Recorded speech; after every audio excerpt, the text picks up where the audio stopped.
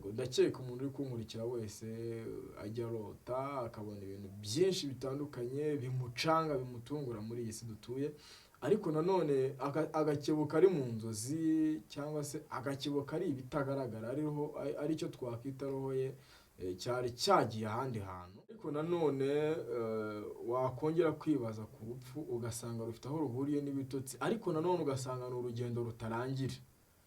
Ibyo bintu nimba ubitekereje neza, wongera ubitekerezeho, urabyumva. Turi ku rugendo dutangira igihe turyamye, rwaba ruhure n'urugendo dutangira igihe byitwa ko umuntu yitabye Imana cyangwa se yapfuye.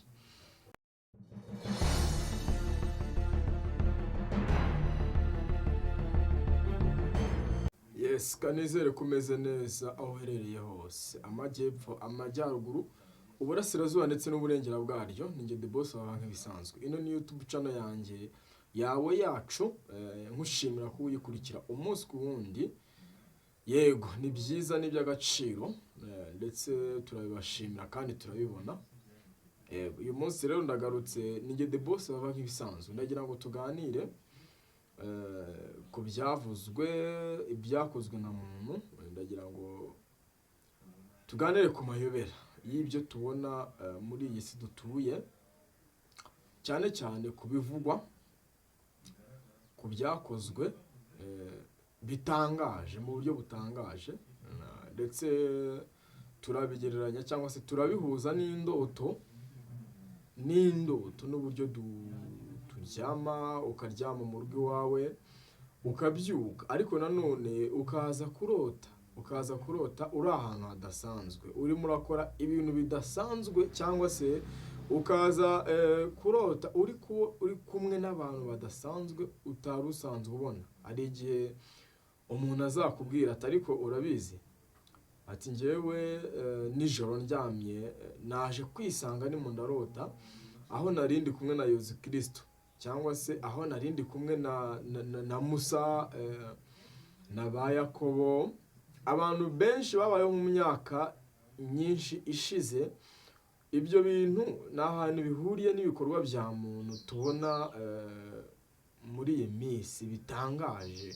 Wibaza uti ese ibi bikorwa mbona ni bwoko ki, biva he, umuntu agira igitekerezo cyo gukora ibikorwa gute?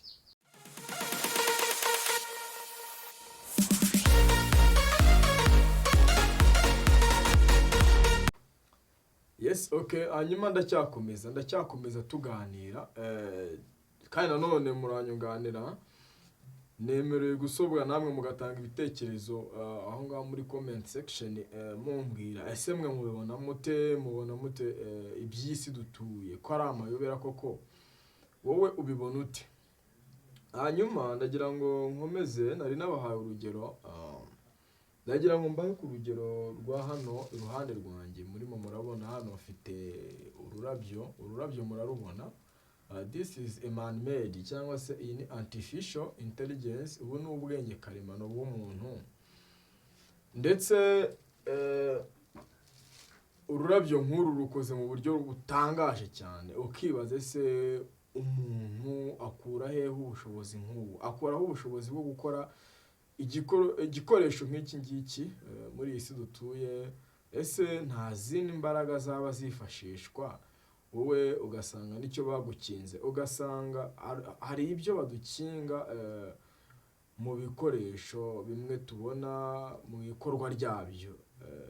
Nibyo twagira ngo duhuze turebe nimba naho bihuriye n'ibitotsi. Hanyuma ndagira ngo muri kiganiro mumfashe tugendane, munyumve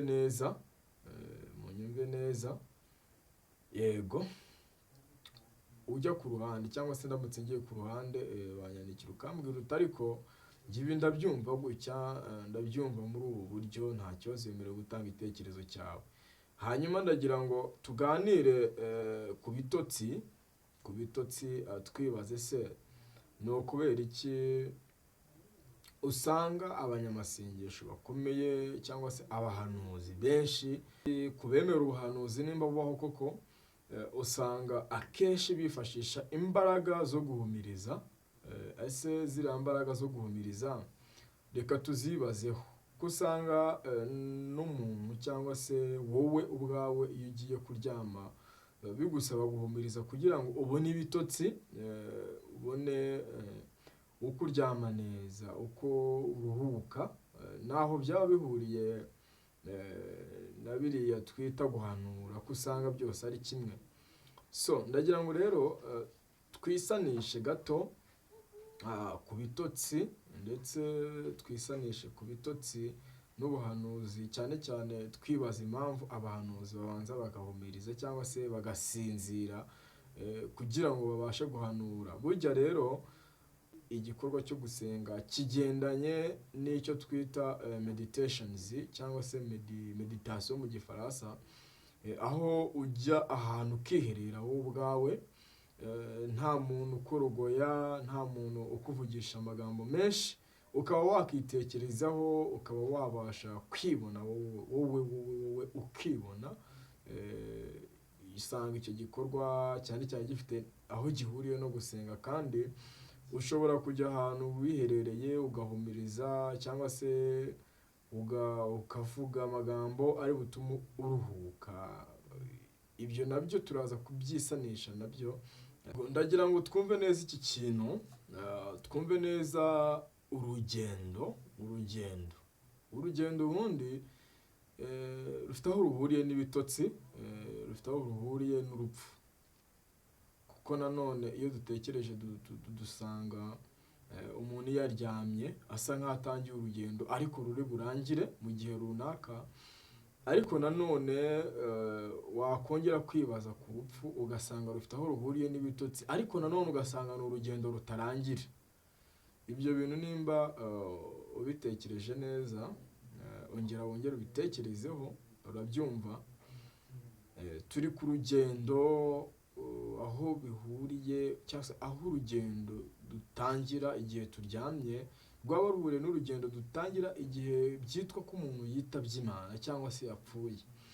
Yego, hanyuma turaza kubyisanisha n'ubuhanuzi buriho muri iyi minsi. Natangiye mbabwira ahabanza, mbabwira ku bigendanye n'inzozi n'indoto, aho usanga warose nanone ukarota ahantu utazi, utigeze unabona na rimwe, cyangwa se ukarota uri kubonana n'abantu utigeze ubonaho na rimwe. Ugasanga umuntu arimo aragutuma ati genda umbwirire umuntu runaka amagambo aya n'aya, akabikubwira neza nkaho azi ko uwo muntu muzahura, kandi uwo muntu n'ubwa mbere mubonanye mu nzozi. Urugero, abantu mumenye cyangwa se muzi iby'abazimu, mumenyereye ibintu bijyanye n'abazimu, mubabarire kuvuga ibintu bijyanye n'abazimu, uzasanga uhura n'umuntu wawe umaze iminsi myinshi yitabye Imana, ugasanga murahuye. Ngarutse kuri iki kintu rero kigendanye n'urupfu cyangwa se no kwitaba Imana, ndagira ngo tubyisanishe n'ihanura cyangwa se no guhanura. Yego, rero iyo umuntu aryamye akabasha kugira ubushobozi bwo kuba yarambika umusaya ku buriri, niko nabyita, agasinzira, uzisanga uri kumwe n'abantu benshi, abuzi, abutazi, abitabye Imana, abataritabye Imana. Yes, kandi nanone wibuke ko uwo tuzi nka Yezu Kristo ndetse n'abandi benshi bari bakomeye mu bijyanye n'iyobokamana cyangwa se n'Imana tujya twumva, usanga nabo batakiriho cyangwa se bamaze imyaka myinshi, ibinyejana byinshi bagiye batakiri kuri iyi si dutuye. Aho nawe uzisanga umeze nkabo, cyangwa se nawe uzisanga wagiye utakiri kuri iyi si, nawe ugasanga umeze nkabo. Icyo gihe rero nk'uko wisanga uri kumwe na papa wawe, umuvandimwe, umukecuru wawe witabye Imana mu gihe cyashize, niko ushobora kwisanga uri kumwe n'abo ngabo bitabye Imana mu binyejana bishize, yaba Yezu Kristo ndetse n'abandi benshi. Ibyo rero ugasanga bifite aho bihuriye n'ibitotsi ibi bisanzwe, uzisanga ku buriri ugasanga uri kurota, urisanga uri ahantu nk'aho uri kubonana n'abantu nk'abo ngabo. So ibyo rero akenshi bibaho iyo umuntu afashe umwanya agahumiriza cyangwa se akabumba amaso ye, uzasanga rwose arimo arisanga mu bihe nk'ibyo. Icyo gihe rero uwo muntu runaka muhuye ashobora cyangwa se mushobora kugirana ibiganiro bitandukanye, akaba yagutuma. Noneho reka icyo tukiveho tugaruke kuri ibi tubona muri iyi si, ibi bitangaje. Ugasanga hari imodokari, ugasanga hari AI runaka yakiriyetinzwe n'umuntu n'ikiremwa muntu, ariko ugasanga iratangaje, irakora ibintu bidasanzwe, ukibaza ese ko Imana ariyo yabashije gukora ibi bintu ikabasha kuturema ikadushyira kuri iyi si, ese ibi dukora tubishobozwa n'iki kugira ngo bibeho? Ugasanga nanone bamwe baribaza cyangwa se baratekereza ko ari imbaraga zikomoka ku myuka yindi yihariye. Ugasanga benshi baravuga ngo bituruka kuri za Illuminati, ni imiryango yegamiye kurwanya Imana cyangwa se iyobokamana, cyane cyane dukeka ko ikomoka kwa Satani cyangwa se Shwayitani. Yego, ibyo byose rero usanga ari ibyo kwibaza koko, usanga ari ibyo gutekereza, ukibaza ese ibi bintu bihurira hehe?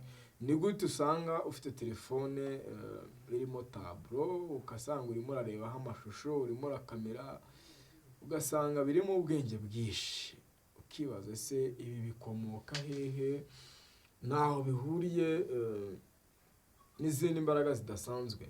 Ibi rero nibyo tugiye kongera tugarukeho turebe, twibaze tuti ese koko ibi ni ibiki? Ibi tubona umunsi ku wundi bihuriye hehe n'Imana yaturemye n'ubushobozi yaduhaye?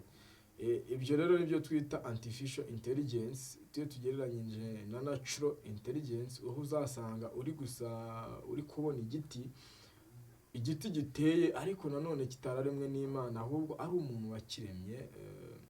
Ibyo rero bituma tukomeza twibaza byinshi kandi bitangaje kuri iyi si. Yego, natangiye mbabwira ubundi kera hahozeho ibi byose tubona, byinshi muri byo hari ibyagiye bibaho kera, ariko ugasanga umuntu arimo arabikora yisanishije ku byo azi yabonye kera. Nanone wakitegereza ugasanga ni sample, arasa nk'aho ari sample yafashe ahantu runaka. Kandi turabizi neza ko inzu ishushanyije neza iba ifite igishushanyo mbonera cy'umuntu wayishushanyije, akagitereka hariya, hanyuma uyubaka akaza areba kuri icyo gishushanyo kugira ngo abashe gukurikiza ibiri kuri icyo gishushanyo koko. Ariko se ibi dukora koko, cyangwa se ibi bikorwa umuntu akora, harimo byinshi bitangaje nk'indege, amamodoka, amamashini, computer ndetse n'ibindi byinshi, nta gishushanyo mbonera kigeze kibonekaho cyabyo. Ese nta wigeze uduhaho nosiyo kuri ibyo bintu? Yewe, nibyo tugira ngo turebe ku nkomoko yabyo muri rusange. Hanyuma nibyo natangiye ngereranya n'ibitotsi ndetse n'urugendo, aho usanga uri murarota umuntu ari kukuganiriza ku byo yabonye, kandi uwo muntu utamuzi mu buzima busanzwe. Watekereza neza ugasanga ari n'ubwa mbere umubonye, muhuriye mu nzozi. Nawe ibyo bintu urabyibaza kuko ni ikibazo gikomeye cyane. Yego, ndakeka umuntu uri kunkurikira wese ajya arota akabona ibintu byinshi bitandukanye bimucanga, bimutungura muri iyi si dutuye, ariko nanone agakebuka ari mu nzozi, cyangwa se agakebuka ari ibitagaragara, ari cyo twakwita roho ye cyari cyagiye ahandi hantu. Aho hantu rero kiba cyagiye, aho hantu iyo roho yawe iba yagiye, wowe ubwawe ugasigara aho ngaho, niho tugira ngo twibazeho. Ubundi abahanga bavuga ko ubundi umuntu muri rusange cyangwa se muri make, umuntu arimo babiri. Hari umuntu w'imbere, akaba n'umuntu w'inyuma uyu tubona, aho uzasanga abafilozofi cyangwa se umufilozofi arimo arakubaza atari ku bundi ni wowe. Aho usanga abafilozofi bibaza ibibazo byinshi, akibaza abonye nk'ikibabi cy'igiti runaka, cyangwa se uba akurebye ugasanga arimo aribaza ese ubundi uyu ninde, uyu ni runaka. Aho azakubaza ikibazo ngo ubundi tekereza wibaze nimba ari wowe uhagaze aho ngaho. Icyo gihe rero niho uzasanga nimba uri iwawe, tuvuge urugero uri ku buriri bwawe, ukagira umugisha wo kubona igitotsi runaka kigutwaye cyangwa se ugahumiriza gato, ushobora kwisanga roho yawe cyangwa se intekerezo zawe ziri ahandi hantu, ugasanga hari uwasigaye aho ngaho wari wicaye, ariko nanone undi w'imbere muri wowe yagiye. Ibyo bintu rero byo tugira ngo twisanishe, tukibaza se uwo wundi ugenda ninde, hagenda nde, hasigara nde? Niyo mpamvu rero dusa nkaho tugereranya nkaho uyu muntu tubona harimo ibice bibiri, harimo ugengwa n'intekerezo ndetse n'iki gice kindi tubona kigenda mu muhanda, ndetse abenshi cyangwa se nicyo twakwita nk'umubiri. Yego, usanga tugendeye kuyobokamana, icyo Bibiliya itubwira ikigaruka cyane kuri roho z'abantu, aho usanga bavuga bati kadusabe Imana dusengere roho y'uyu muntu runaka utakibashije kugira ubushobozi bwo kuba ari kumwe natwe imbone nkubone cyangwa se mu bikorwa byacu bya buri munsi, dusengere byibura roho ye iruhukire mu mahoro. Aho usanga umuntu yitaba Imana ku masitati y'abantu cyangwa se ku mastori, bakaba barimo basanga banditseho mu cyongereza cyangwa se rimwe mu magambo y'icyongereza nk'interuro bakunda kwandika ivuga ngo rest in peace, uruhukire mu mahoro. Yego, ariko se uhita wibaza icyo baba bashatse kuvuga iyo umuntu avuze ngo rest in peace, ruhukira mu mahoro. Yego, abenshi babyisanisha na roho, bakavuga bati reka dusenge cyane byibura roho ye ijye mu ijuru, aruhukire mu mahoro. Iyo mu ijuru baba bazi neza cyangwa se bizeye ko hari ahandi hantu agiye. Yego, ariko se icyo twariho tuvuga twibaza, ese aho hantu umuntu agiye tuba twizeye neza ko atazagaruka? Abenshi tuba tuzi ko atazagaruka, ariko nanone ugasanga abenshi mu bizera iyobokamana cyangwa se mu bizera aravuga ngo uyu ugiye azagaruka cyangwa se azagarukira mu wundi muntu. Ukibaza se azagarukira mu wundi muntu gute? Ibyo bintu bizagenda biti? Ugasanga ni ibibazo byinshi abantu benshi bibaza, ariko nanone wasanga ubigiyemo deep cyangwa se ugiye kuri umwanya munini, ugasanga byatuma utekereza ibintu byinshi cyane, wameneka umutwe muri rusange, cyangwa se ntiwabona umwanya wo kugira ngo bijye deep byose bishireyo tukagira aho tugarukira. Yego, ariko bamwe mu bavuga ibyo akenshi usanga ari abavugabutumwa, aho usanga bizera Imana cyane ndetse n'ababakurikira cyangwa se abayoboke babo bakaba babizera cyane. Ugasanga umuntu uramuzi neza ko ari umuhanuzi kandi ari umuhanuzi w'ukuri, ariko nanone ugasanga hari uhanura ku ruhande rw'Imana cyangwa se ku ruhande rw'iyobokamana, ugasanga hari n'uhanura ku ruhande abantu benshi batinya cyangwa se bavuga ko batizera. Ubwo mushatse kuvuga murabumva nyine, nabo twita abapfumu. Ugasanga abo bapfumu rero barahanura ibyabo bitandukanye n'abahanura iby'iyobokamana, ariko nanone ugasanga byose biravuga akareho cyangwa se biravuga kuri ejo hazaza h'ikiremwa muntu cyangwa se h'iyi si muri rusange. Aho usanga umuntu aza akakubwira ati njyewe Imana yakuntumyeho ko ejo cyangwa ejo bundi uzitaba Imana, ejo cyangwa ejo bundi uzaba umukire, ejo cyangwa ejo bundi uzaba umuhanzi ukomeye. Nanone tuvuye ku ruhande rw'uwo uhanura ku by'iyobokamana, ugasanga kuhanura ku ruhande rugendanye n'indi myuka cyangwa se ku myuka ikomoka ku zindi mbaraga bamwe twita iz'ikuzimu, ugasanga nawe arimo arakubwira byinshi ku hazaza hawe cyangwa byinshi ku bizakubaho, cyane cyane yisanisha no ko wabimusabye, aho benshi babyita gutera inzuzi cyangwa se gutanga inzuzi.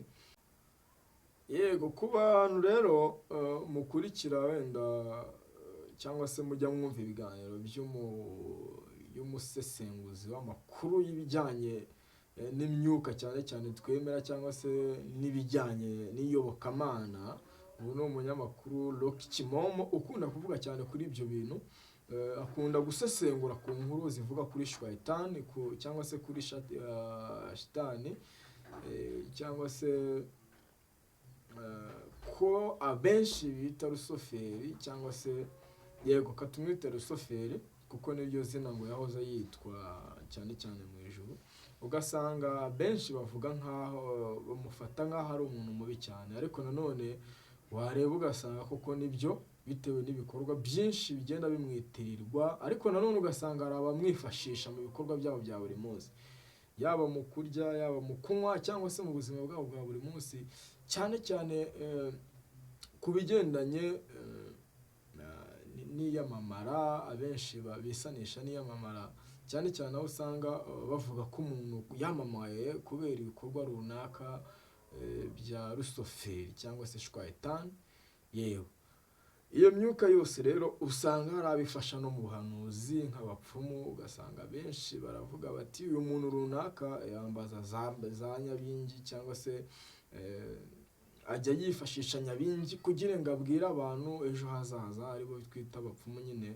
Ugasanga abantu benshi bitewe n'ibyo bikorwa bya shwayitani cyangwa se rusoferi tugenda twumva, abikora yihishe. Ariko nanone abo ngabo bemera kubyobokamana, ugasanga abo babikora bari proud yabyo, kuko ni ibintu bizwi byemerwa n'abatari bake. Ariko si ibyo byose ntaho bihuriye.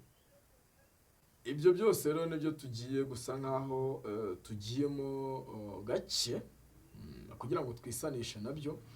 Yego ibi rero usanga ari byo bigenda biducanga kuri isi dutuye, aho usanga abantu benshi bavuga bati uduce runaka cyangwa se agace runaka karimo ibi n'ibi byerekeranye n'imyemerere.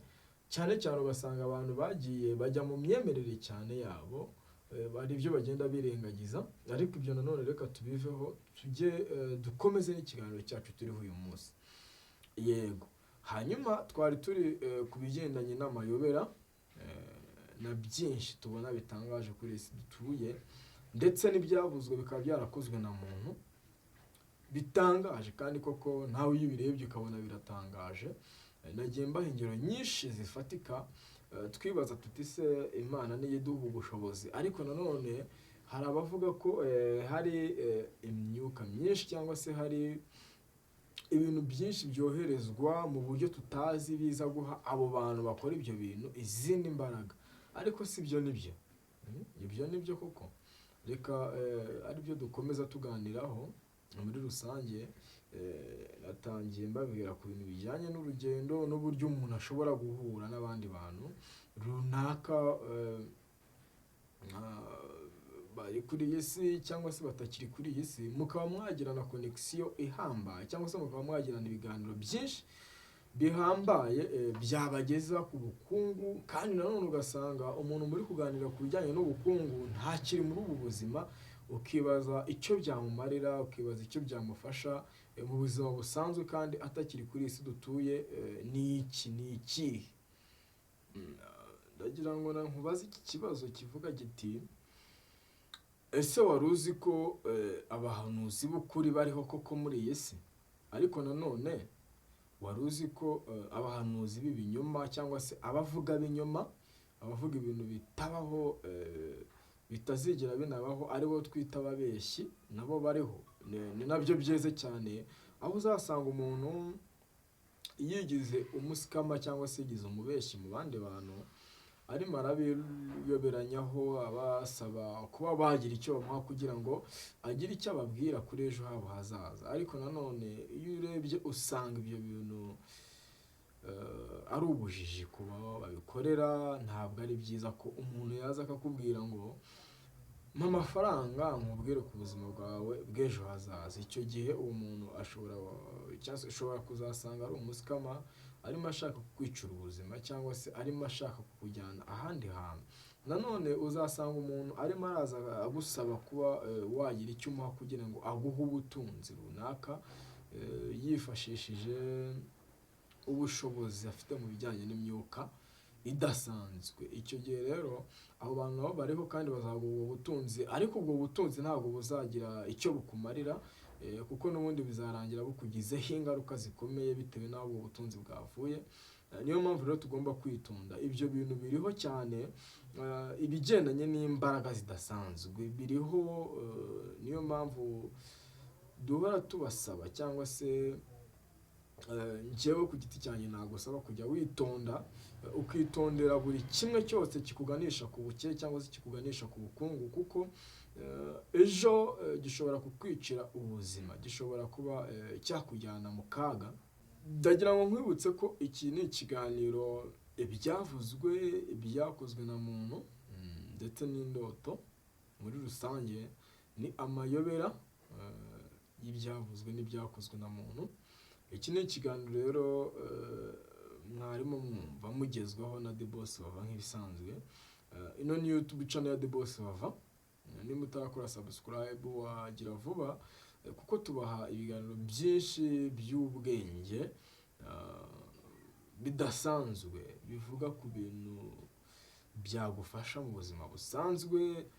Yego, hanyuma wifuza kuba wenda wazaganira na The Boss Vava by'umwihariko, wazahamagara kuri nimero uri busanga muri description.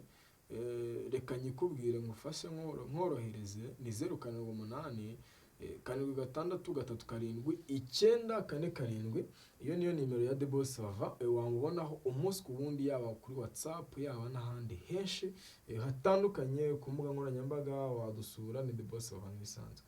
Hanyuma uyu munsi nanifuje kubaganiriza ku amayobera tubona muri isi dutuye, yaba ibyakozwe yaba ibyavuzwe na muntu, Bibiliya zanditswe ibiki. Iki ni ikiganiro rero kitarangiriye aha, cyangwa se tudasoreje aho, ko nagahoraho.